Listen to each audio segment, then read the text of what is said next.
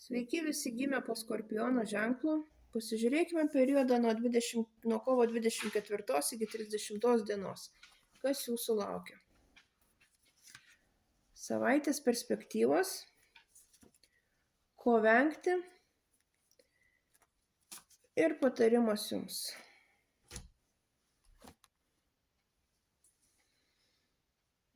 Šią savaitę Skorpionai panašu, kad turės gana stipriai pakovoti už save, už savo idėjas, nubrėžti tam tikras ribas, kurių kitiem negalima peržengti.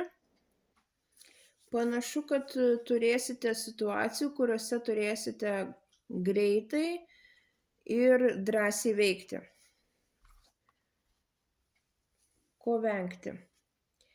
Venkite nelankstumo, stuobriškumo ir perdėto pedantiškumo. Ir patarimas jums. Jums atsiveria visai naujos galimybės, nauji horizontai. Naudokitės progą, svajokit, jeigu išeis ir pasiūlys jums kažkas komandiruotę, važiuokit.